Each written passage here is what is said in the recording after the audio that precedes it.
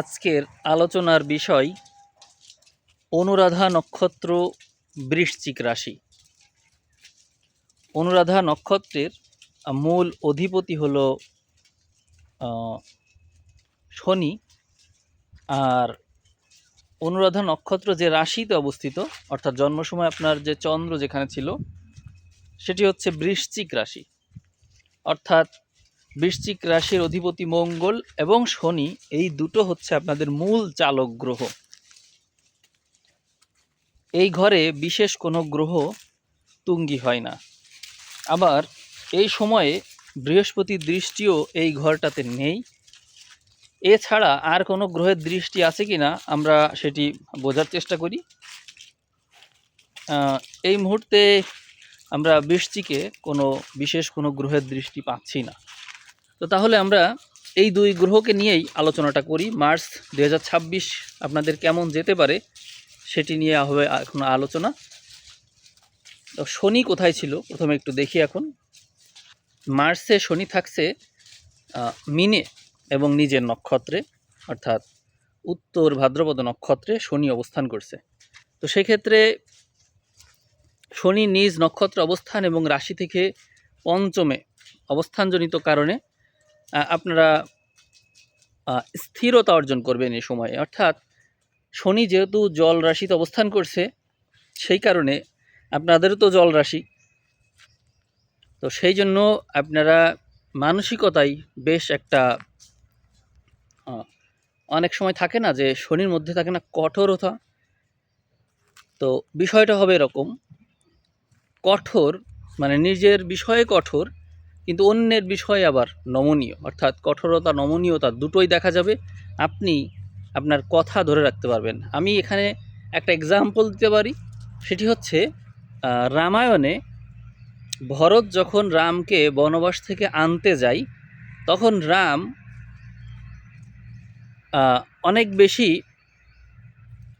নমনীয় আচরণ করে ভরতের সাথে, এবং তার নমনীয়তাই ভরত নিজেই তার প্রেমের ভিতরেও যে স্বার্থ থাকে সেই জায়গাটা সে বুঝতে পারে, এবং পরবর্তীতে সে কিন্তু তার কাছে ত্যাগ করে, অর্থাৎ সে কী চায় সেটাই জানতে চায়। তো ওই সময় রামের যে অবস্থান ছিল, অর্থাৎ সে তার দৃঢ়তাও বজায় রেখেছিল, আবার নমনীয়তাও একই সাথে বজায় রেখেছিল। তো আপনাদের সিচুয়েশনটা অনেকটা এইরকম। আপনারা জলরাশি হয়ে জলরাশিতেই নক্ষত্র অধিপতি অবস্থান, এবং সেখানে আবার নিজ নক্ষত্রে অবস্থান, যার জন্য নিজের নমনীয় অবশ্যই থাকবেন, কিন্তু নিজের স্বাধীনতা হারানো, ব্যক্তিত্ব হারানো, এটা আবার হবে না। তো এই জায়গাটাই আমি ওই উদাহরণ দিয়ে বুঝালাম। এইটা ছাড়া আমি কোনো উপযুক্ত উদাহরণ পাচ্ছিলাম না। তো শনি যেখানে অবস্থান করবে সেখান থেকে আপনি আপনার বুদ্ধি বলে, নিজস্ব বুদ্ধিমত্তায় কিছু না কিছু বিশেষ কিছু করে দেখাতে পারবেন। অর্থাৎ নক্ষত্র সাপেক্ষে আপনাদের জন্য সময়টা অত্যন্ত ইতিবাচক। এখন আমরা দেখব মঙ্গল কোথায় আছে এবং কি ফল দিতে পারে। মঙ্গলকে পাওয়া যাবে রাহুর সাথে।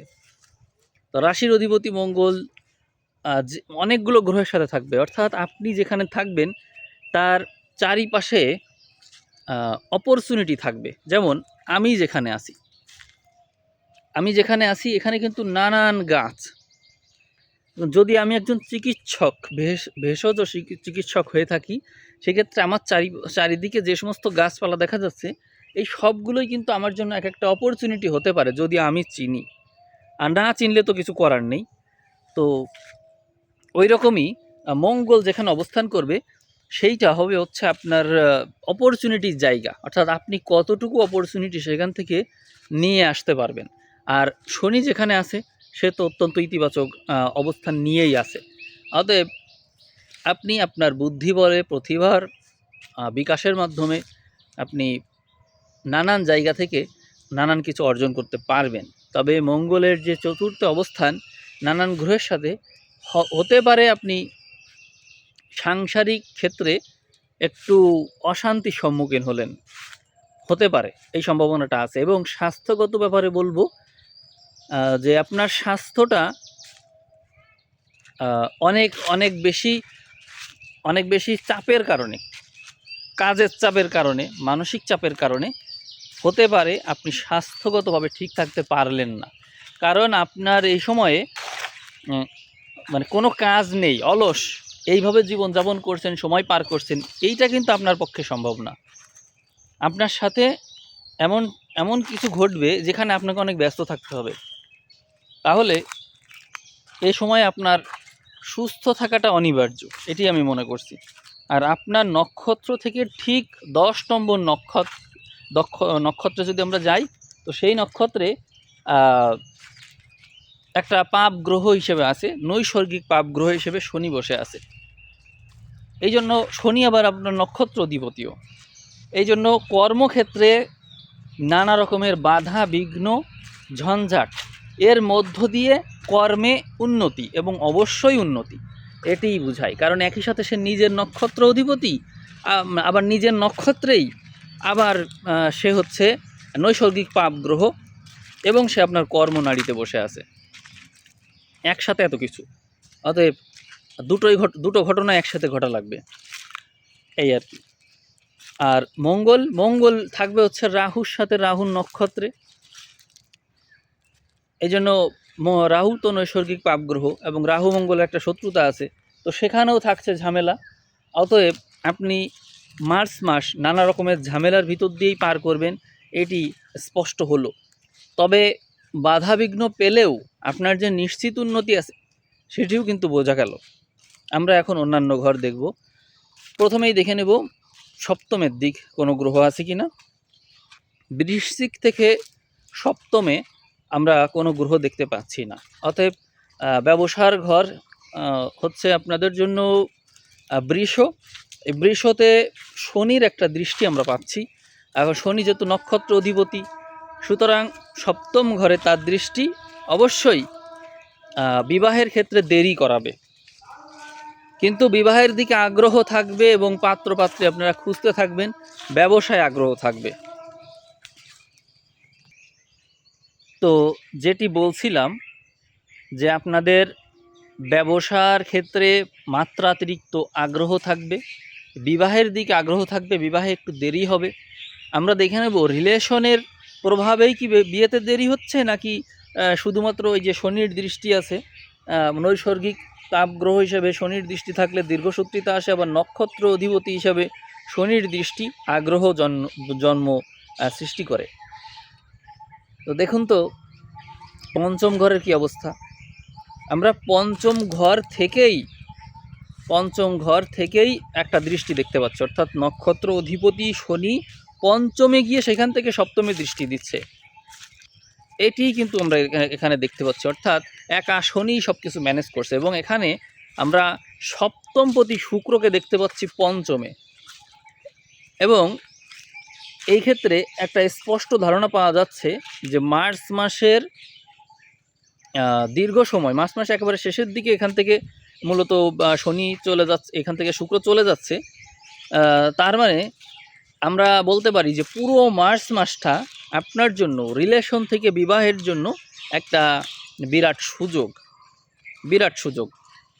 আপনারা যারা অ্যাস্ট্রোলজি সম্পর্কে ধারণা রাখেন তারা এই বিষয়টা আরেকটু মনোযোগ দিয়ে দেখবেন, যে বিবাহের দিকে যদি রিলেশনকে এগিয়ে নিতে চান, তাহলে লাভ ম্যারেজই হচ্ছে এই মার্চ মাসের জন্য উপযুক্ত। আর অন্যান্য সময়ে এইটা শুধু অ্যারেঞ্জ ম্যারেজের বিষয়টাই প্রাধান্য পাবে। তাহলে আপনারা যারা অ্যারেঞ্জ ম্যারেজ করতে চান তারা করতে পারেন, কিন্তু যারা লাভ ম্যারেজ করতে চান তারা এই মার্চ মাসটাকেই উপযুক্ত মাস হিসেবে বেছে নিয়ে এগিয়ে যান। এর চেয়ে উপযুক্ত সময় মনে হয় না সামনে আর পাবেন। দুই গ্রহ একত্র হচ্ছে, এবং বাধাবিঘ্নও কম পাবেন। যদিও শনি একটু বাধা দিয়ে থাকে, কিন্তু শনির বাধাকে বাধা মনে করা ঠিক না, এটি মূলত ডিরেকশন হিসেবে মনে করুন আপনারা। এবার আমরা অন্যান্য ঘরগুলো একটু দেখব। আমরা কেতুকে একটা ঘরে দেখতে পাবো। কেতু সিংহতে বসে আছে, এবং কেতু আপনার ঘর সাপেক্ষে দশম ঘরে কেতু থাকা কর্মক্ষেত্রে একাগ্রতা সৃষ্টি করায়, কিছু জটিলতা অবশ্যই সৃষ্টি করায়, কিন্তু তারপরেও কেতু যে নক্ষত্রে আছে, শুক্রের নক্ষত্রে, এই নক্ষত্র অধিপতি হলো শুক্র, যে পঞ্চমে অবস্থান করে তুঙ্গি থাকছে, এবং সে সপ্তমপতিও, সে দ্বাদশপতি। অর্থাৎ একই সাথে আপনার মধ্যে আধ্যাত্মিকতার একটা প্রভাব, আরেকটা থাকছে হচ্ছে রিলেশন সংক্রান্ত বিষয়, অর্থাৎ নারী ঘটিত কোনো বিষয়। আবার ব্যবসায়ে অপ্রত্যাশিত বাধা বা কোনো নারীর থেকে বিপদ, এরকম নানান বিষয় থাকছে। কিন্তু যাই থাকুক, কেতুর দিক থেকে আপনি যথেষ্ট সাপোর্ট পাবেন। কারণ শনি প্রধান মানুষ কেতু প্রধান মানুষ থেকে সহযোগিতাই পায়, কারণ শনি প্রধান মানুষের মধ্যে আধ্যাত্মিকতার একটা প্রভাব থাকে, এবং তারা যদি তাদের হতাশা থেকে যে উৎপন্ন জ্ঞান সেটিকে যদি অভিজ্ঞতা স্বরূপ জীবনে কাজে লাগাই, তাহলে কেতু জীবনে অত্যন্ত উন্নত ফল দিতে পারে। জানি না অনুরাধা নক্ষত্রের জাতক জাতিকারা তাদের এই হতাশা, তারপরে হচ্ছে তাদের মধ্যে যে মাঝে মাঝে যে নৈরাশ্য আসে, সেখান থেকে তারা জ্ঞান অর্জন করতে পারছে কি না। যদি পারে, তবে এই জ্ঞান আপনাকে সামনে যথেষ্ট হেল্প করবে। এই যে এই সময়েই কেতু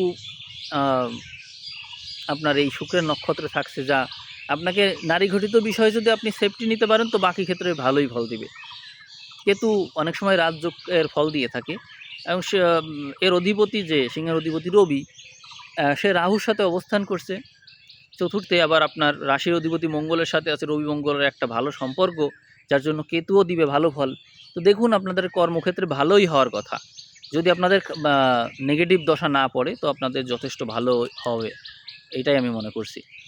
আর একটা গ্রহকে নিয়ে কথা বলবো, বৃহস্পতিকে অষ্টমে আমরা দেখতে পাই। তো বৃহস্পতি যেহেতু আপনাদের পঞ্চমপতি, সে অষ্টমে থাকছে, যার জন্য আপনারা বিয়ের দিকে এগোচ্ছেন। অনেকের বিয়ে হঠাৎ করে আবার ভিন্ন পথে মোড় নিচ্ছে, রিলেশন থেকে বিয়ে হচ্ছে না। তারপরে যদি সেটি নাও হয়, রাহুর সাথে যেহেতু কিছুদিন আগেই ফেব্রুয়ারিতে শুক্রের যোগাযোগ ছিল, দেখা হয়েছে, এই কারণে আপনারা যদি রিলেশন ব্রেকআপ হয়ে যায়, আপনারাও দেখবেন যে অ্যারেঞ্জ ম্যারেজের মাধ্যমে বিয়ে করে ফেলছেন, দেরি করছেন না। অর্থাৎ মূল কথা হলো, আপনাদের এই সময়টাই হচ্ছে বিবাহ কেন্দ্রিক জীবন। অতএব আপনারা কোনো না কোনোভাবে এইদিকে এগোবেন। আর ব্যবসা ভাগ্য তো খুব ভালো আছে, যারা অলরেডি বিবাহিত তাদের ব্যবসা ভাগ্য খুবই ভালো, আপনারা অবশ্যই এগিয়ে যাবেন। আর এই সময়ে আমরা একটু নবম ঘরে তো দেখে লাভ নেই, কারণ নবম ঘরের অধিপতি চন্দ্র। আমরা দেখব হচ্ছে একাদশ ঘর, প্রাপ্তিযোগের ঘরটা দেখব একটু। প্রাপ্তিযোগের ঘরের অধিপতি বুধ, সে বিভিন্ন গ্রহের সাথে যুক্ত থাকছে, ফলে মিশ্র ফল পাচ্ছেন আপনারা। প্রাপ্তিযোগের ক্ষেত্রে আপনারা অবশ্যই একাধিক পথ থেকে আয় করতে পারবেন, এই বিষয়টা নিশ্চিত। আর দ্বিতীয়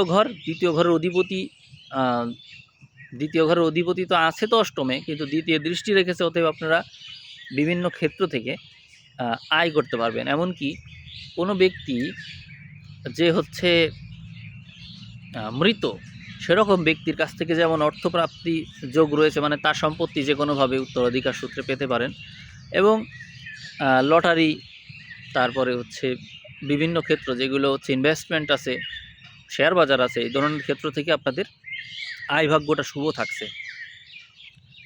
অনুরাধা নক্ষত্রের ভিউ একেবারেই কম হয় এই চ্যানেলে, আমি তারপরেও মোটামুটি 14 মিনিটের মতো ভিডিও দেব।